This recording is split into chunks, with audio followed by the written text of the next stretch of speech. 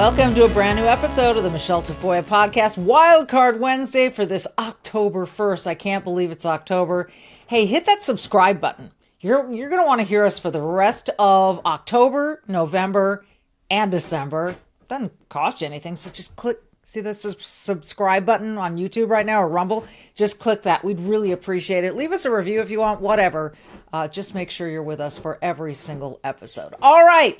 It's Wednesday, and I found myself kind of a little down in the dumps. Like, I am tired. I'm exhausted by all the division out there and the yelling at one another.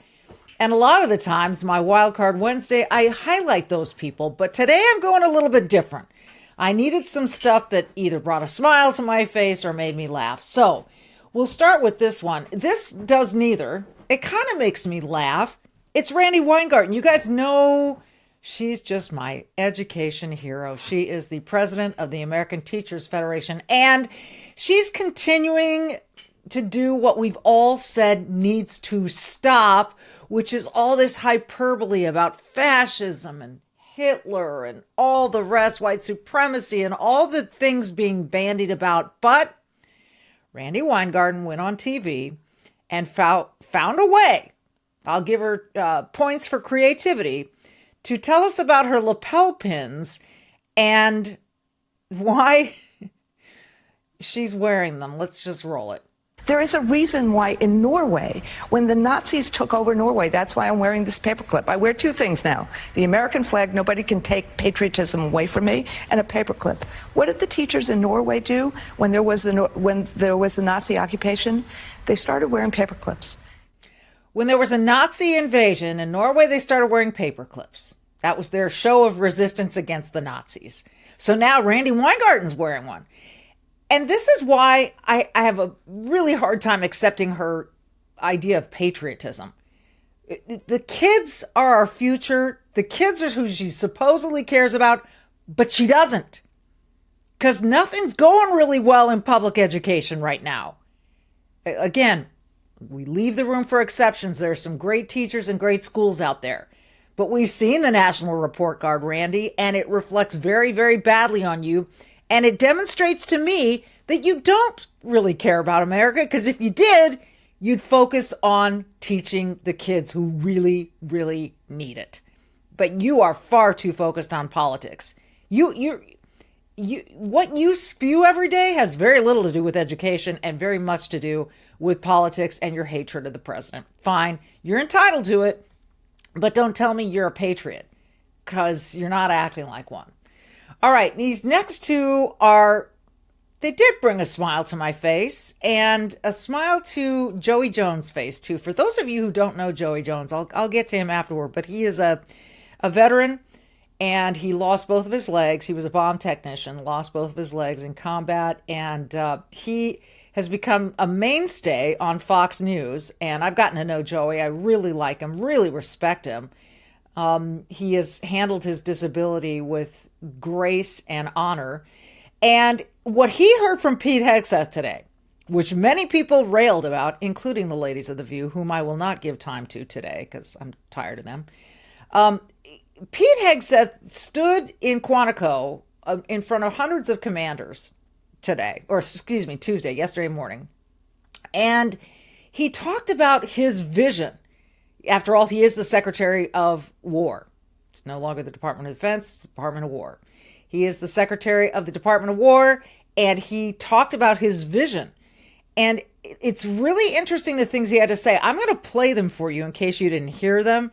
And they may sound harsh to you, and they may sound blunt, but I'll give you my thoughts on why he felt the need to do that. This first one is on troops being fat. With physical fitness and appearance.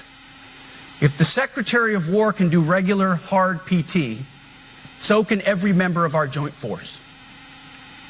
Frankly, it's tiring to look out at combat formations, or really any formation, and see fat troops.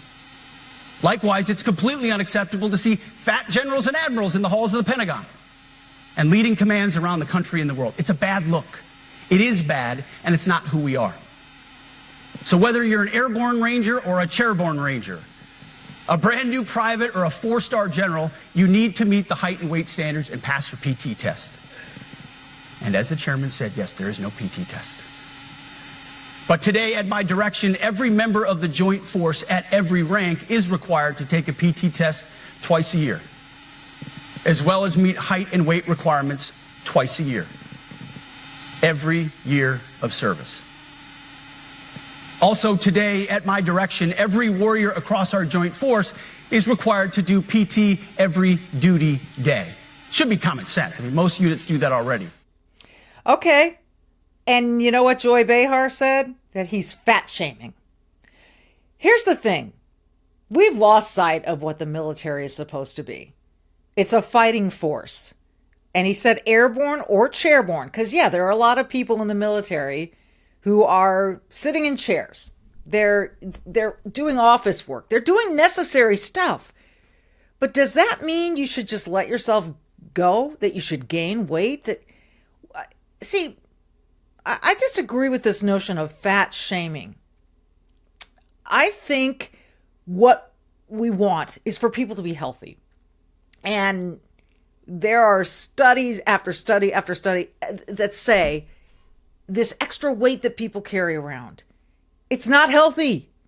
It can be pre-diabetes. It can be a number of things.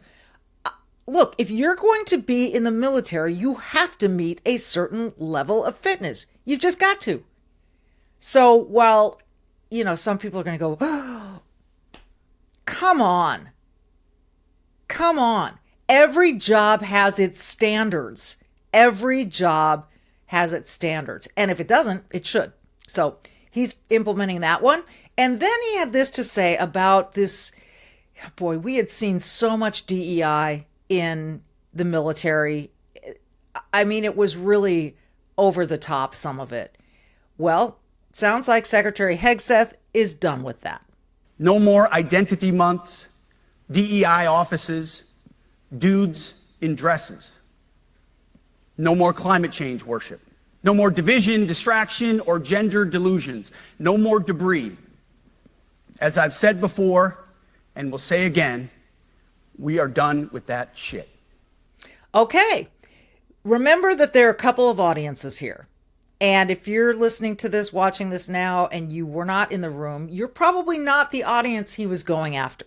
But the two audiences were, one, all the commanders in the room. Two, the rest of the military across the globe. Because you see, I think that a lot of world leaders and military leaders looked at the United States Army, Marines, military, and said, oh my gosh, there's that Rachel Levine. It's a guy who's trans and he's wearing a skirt and he's part of the HHS. Or, we had this nuclear waste materials guy who was constantly dressing up like a woman, which is his right, and stealing suitcases from airports, which is not his right. But these were hires that you could argue, and that guy got fired, the airport stealer. Why? You just checking boxes? No, a military is supposed to act as a unit, as one. And so he's asking everyone now, shave? No, I don't think he's asking. I think he's telling. And no, we're not going to have men in dresses because it makes us look weak. And we are now, you can do whatever you want at home. Okay? If you want to go home and put on a dress, your guy wants to go home and put on a dress, I don't think he's going to have a problem with that because he's not going to know because it's behind your own damn closed doors. But it's not going to be at the office or in the position of representing the United States military. No more identity months, all the things that we celebrate that are, listen, it's funny how people make fun of Hallmark cards and all the greeting card industry writ large because Mother's Day, Father's Day, Grandparents' Day, it's all just a scam to get us to buy a bunch of gifts and cards. It's an industry. So, recognizing a mom or a dad or a grandparent, that's not a virtuous, nice thing to do. Well, you could argue it both ways, right? Well, it's the same with all of these. Here, this is Latin History Month. This is Black History Month. This is Women's History Month. This is Gay Pride Month.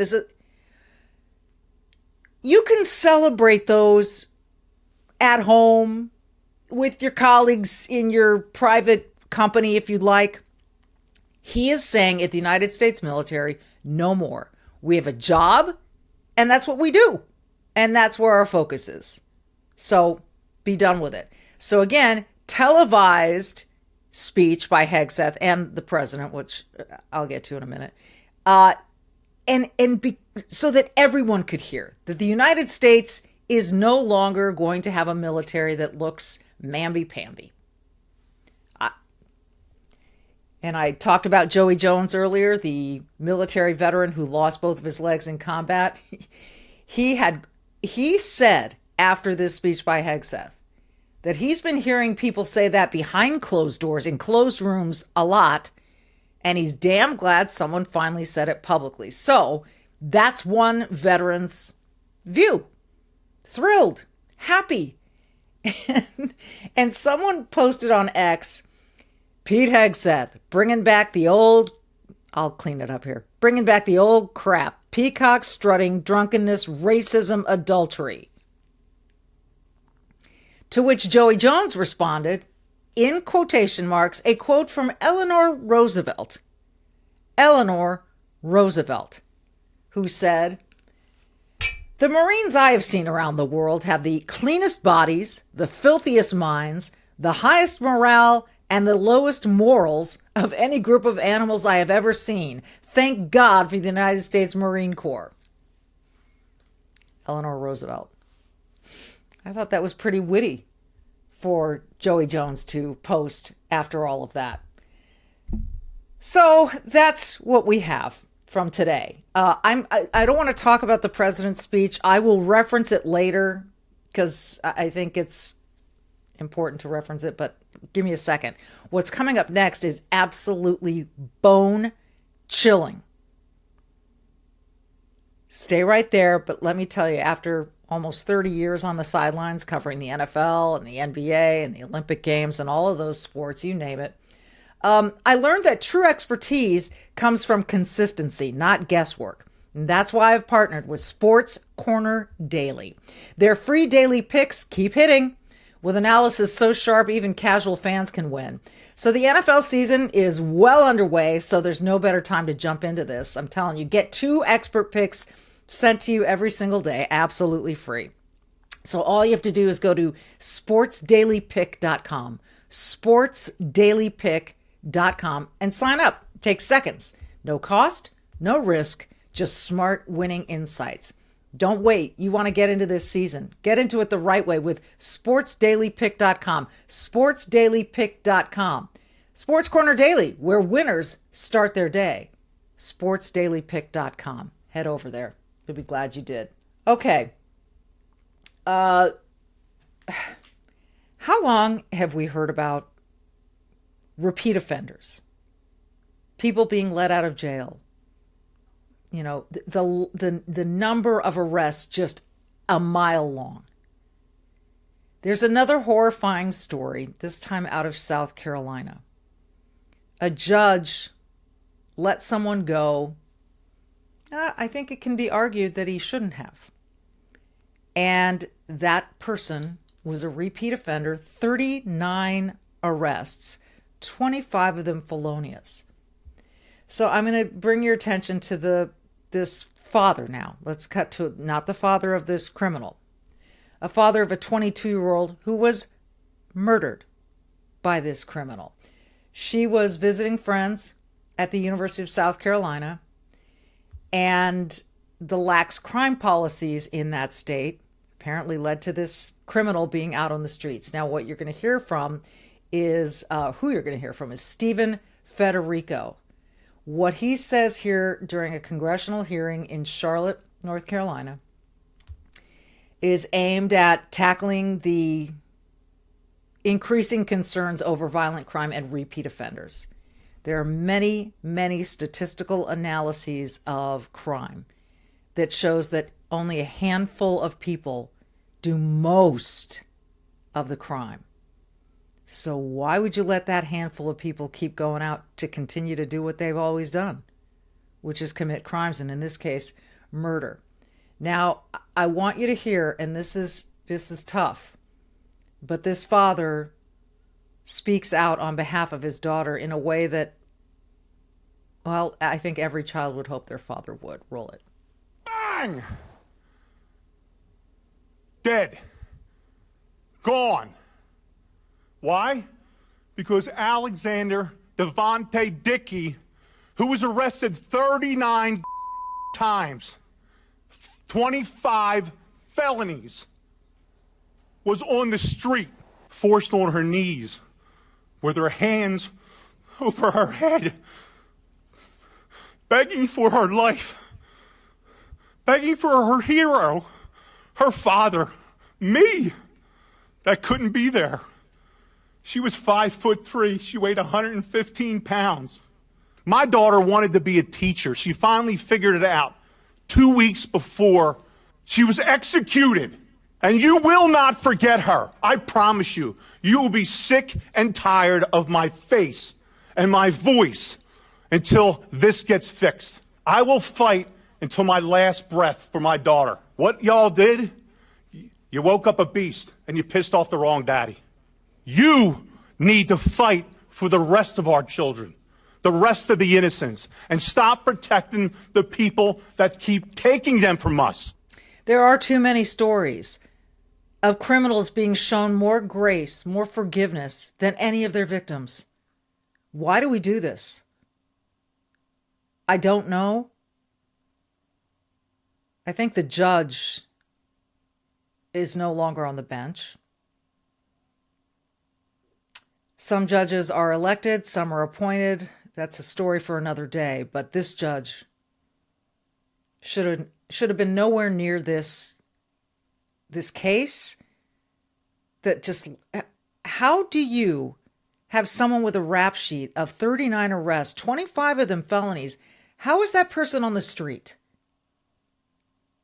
And you're going to tell me about overcrowded prisons? We can talk about prison reform. We can talk about criminal justice reform and how there are certain crimes that maybe don't require prison. Repeat offenders require prison. We are so worried about being empathetic to these criminals. I can't even imagine that father's rage, anger, grief. So, they pissed off the wrong daddy. All right, in other chilling news, freedom of speech. We've talked about it a lot lately. Jimmy Kimmel being suspended from his late night show that pays him $16 million a year, to which he is not entitled, meaning the show. That is not a right of free speech. Free speech means you can say whatever you want, but there might be consequences. And Jimmy Kimmel suffered those consequences. But all the people saying he was silenced, that is so over the top and hyperbole. He was not silenced. He was able to go on any social media platform he wanted, or even stand in the street and scream whatever the hell he wanted.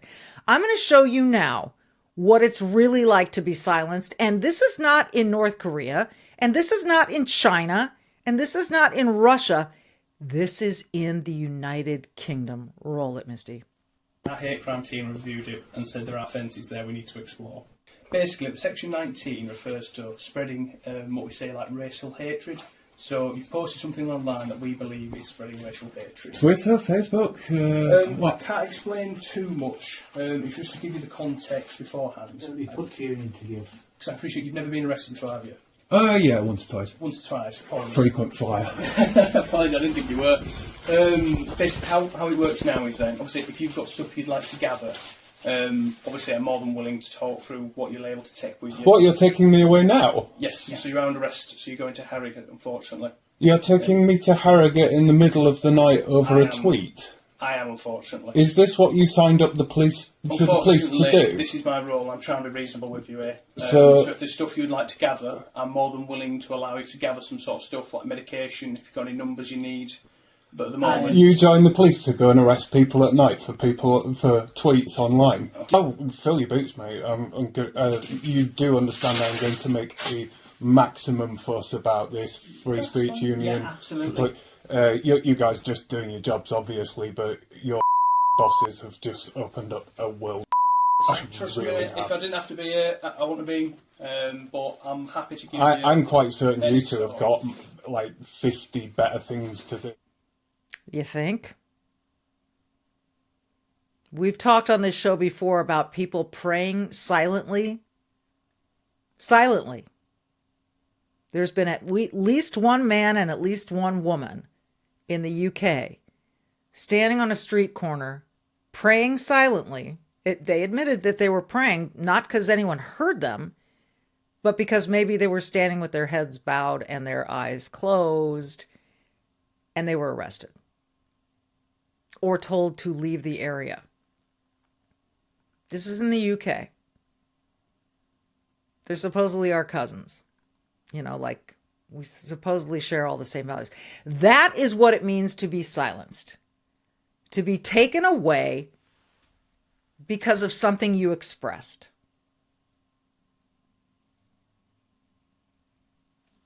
Okay? That's what silencing looks like.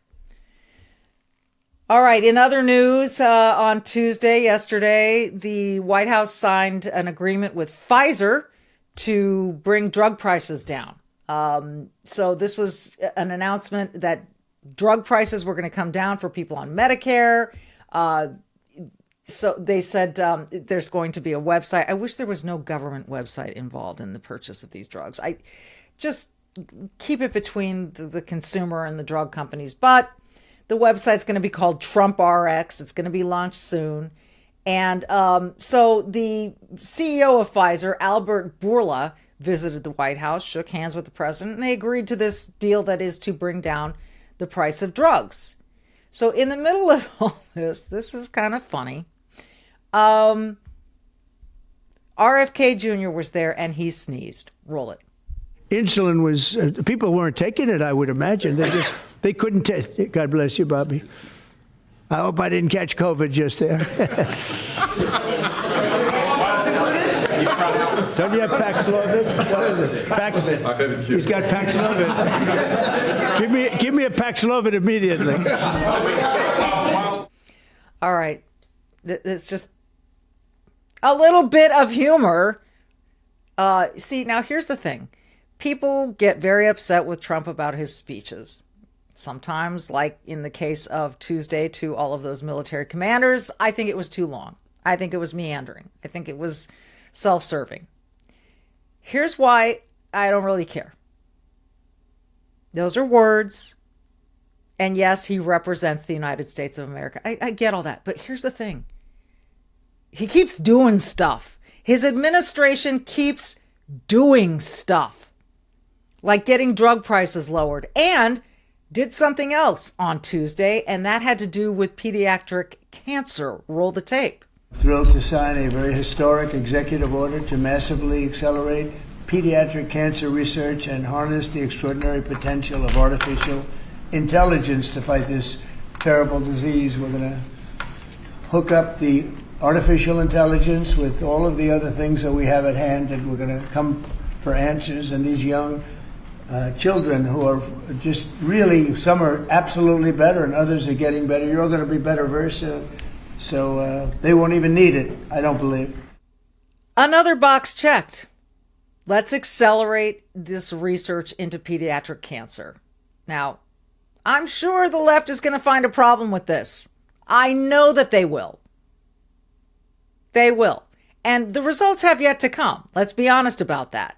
But to sit down and from the White House say, I want these little kids to have longer lives. Now, I am the cousin of a very young boy who, when he was a young boy, died of pediatric cancer. He was just about to turn 3. It was my cousin Danny. And I was a young kid too, and I went to his funeral, and I'll never forget it, ever. I'll never forget it. And that was a long time ago. But it makes a pretty big impression on a kid when you see your cousin lying dead in a casket. And you look at all the adults crying around the room. And certainly we've had so many stories, so many examples of pediatric cancer. And so, yeah, accelerate the research. And you know who really, really is happy about it? All those pediatric cancer patients. And there were a number of them. And for as much as people complain about Trump and his meandering speeches, he is never, ever hesitant to give the microphone to other people in the room, whether it be moms or dads or teachers or whomever. He's happy to share the microphone. And he did with a number of kids in this Oval Office meeting. And here's one of the most precious. Something? Would you like to say something, honey? Yes. I'm Melanie Myers. I'm 9 years old, and I had a blood cancer called leukemia when I was only 2 years old. I had to get treated at 7 different hospitals across this country, and I had to have 2 bone marrow transplants, one from my dad and one from my mom. And I had to spend many days and nights in the hospital getting pokies and yucky medicine. And me and my parents were very worried, and I had to go through those 7 different hospitals to find the best treatment that can make me better. And thank you, Mr. President, for making everything happen today. So kids like me and Laura, we can still be living today and speaking.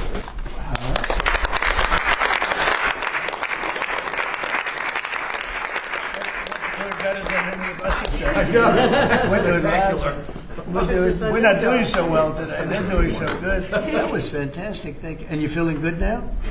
Are you all better? You're pretty close, right? Yeah. Yeah, I hear you're going to do good. Anybody else want to speak?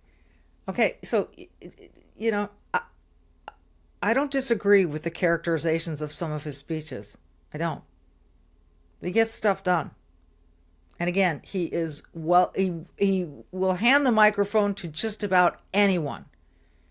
And that was the second. There were at least 3 kids who spoke today, and they were all lovely. So there's that. All right. And then there's this. All right. This is my Sunday Night Football sweatshirt that we got as a crew one year. 1 + 1 = 3, meaning the sum is greater than the whole is greater than the sum of its parts. Anyway. So football. So I covered 5 Super Bowls, and my Super Bowl halftimes were the Rolling Stones, Madonna, Katy Perry, the one in LA where they had Eminem and Dr. Dre and a bunch of hip hop artists. Why can't I remember the 5th? I don't know, but we'll worry about that another time. But now for the Super Bowl in February of 2026, Bad Bunny has been selected by Rock Nation, the Jay-Z entity that the NFL has extended its alignment with, and who picks the artists for these halftimes. And, you know, I can remember, like I said, the Rolling Stones, which was Prince, who was freaking phenomenal. Michael Jackson, that's one worth going back and looking at too, him and Prince. All of these U2, after 9/11, all of these massive, major artists. Now, you can tell me Bad Bunny is a major artist. I don't think he's major. I would say Taylor Swift is major. I don't think Bad Bunny is. But here's what Bad Bunny is. He's global. He's from Puerto Rico. He is gender fluid. And he's award-winning. He's a rap artist, and he sells a lot of streaming and downloads and all that. I was going to say a lot of albums, but whatever. So, does he deserve this? I won't stop to watch it. I really won't. And you risk, when you choose an act like this, of alienating a lot of people, because at this very American game, the Super Bowl, at this game that draws the eyes of now the world. And believe me, Roger Goodell and company at the NFL want to make it a global sport, which is probably one of the reasons they chose Bad Bunny. But they could have chosen Blackpink. Anyway, or is it Pink Black? No, it's Blackpink. I don't know. Anyway, Bad Bunny is the choice, but listen to Bad Bunny and what he thinks about the United States of America. I'm never performing in the U.S. again. I'm scared that ICE might raid the venue outside my show. And honestly, I can't risk the safety of my fans like that. mainland America just doesn't feel necessary to me anymore. Mainland America doesn't feel necessary to me anymore. But you know what? You'll make an exception for the Super Bowl, right? You're going to make an exception for that. It's going to be up in Northern California. I can't really say San Francisco because it's outside of San Francisco, the stadium. So there you go. So that's where it's going to be, and that's who it's going to be. Now, here's the thing about Bad Bunny. As I said, he hails from Puerto Rico, and he is big into preserving the culture and heritage of his country. Think about that for a minute. And so I don't think he really extends that same grace to the culture and heritage of the United States of America, which is trying to now just love or hate the ICE raids. And it really does seem like you either love them or you hate them. I'm not in either of those camps, but they are necessary. I want Tren de Aragua out of this country. I want terrorists out of this country. I do. And I want people who have come here the legal way, who have immigrated here legally and taken all the right steps and done all the right things. I don't want it shoved down their throats and insulting them that all of these other people can come here and get all of these benefits without having done any of that work, without having gone through the process. So that's where Bad Bunny insults a lot of people. It's going to be really interesting to see. Now, again, I think part of this selection was to tweak the White House. I do. Because I think Jay-Z, who's real tight with former President Barack Obama, I think they're going to enjoy this tweaking. What I truly hope. Now, here's the other thing. The national anthem I'm willing to guarantee it'll be sung by a country star. Because that's how they get their balance in. Oh, we'll give the country person the anthem. So, we are one nation under God, and as Bad Bunny wants to preserve the civilization and the culture in his country,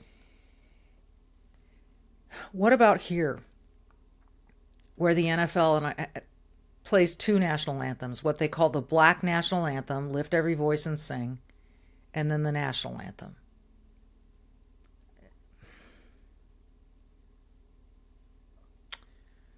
I don't know. It just seems like we were making so much progress until we weren't. And it's so divisive here. So I wish everyone would focus on unifying this country. It takes being brave. It takes doing good. So be brave. Do good. And we will see you next time.